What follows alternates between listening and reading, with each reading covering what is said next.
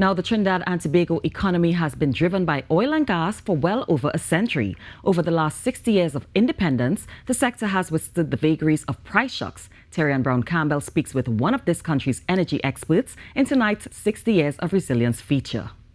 This feature is powered by the National Gas Company of Trinidad and Tobago, at the forefront of energy.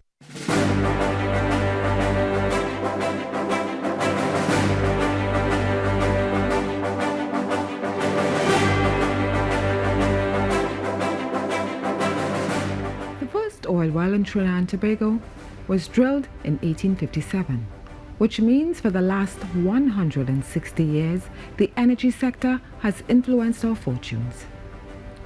But over the last 60 years of independence, there have been some notable advances that have redirected how this country manages the industry.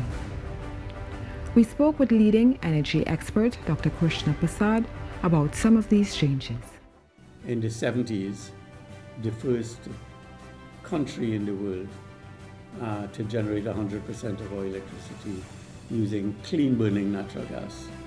And because it's the cleanest fossil fuel with the lowest carbon footprint. Dr. Prasad notes this was an unprecedented move, as most of the first world economies were generating their electricity with coal, diesel and fuel oil at that time. Another notable development was a project from the South Trinidad Chamber of Industry and Commerce. When Point Lisas was completed back in the late 80s, by then we had become the largest exporter of both methanol and ammonia from a single site in the world. And I believe we still are.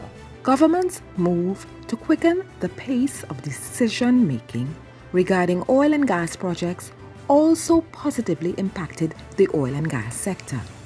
The Prime Minister Patrick Manning took the decision to build the first LNG plant, and it was the first and largest. It wasn't the first, but it was the largest LNG plant in the Western Hemisphere.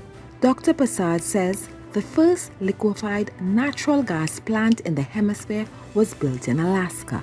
That kickstarted the LNG industry to where we added 3 more plants, so we now have 4, although 1 is idle, and enabled our gas utilization to go to a peak of 4.2 billion cubic feet of natural gas a day. The energy expert notes, within recent years, production of both oil and gas has been down, but he offers this prediction. Potential for gas and oil, and I've predicted that we should be looking at another 30 to 40 TCF of gas in the ultra deep waters and 4 billion barrels of oil. And I still stand by that.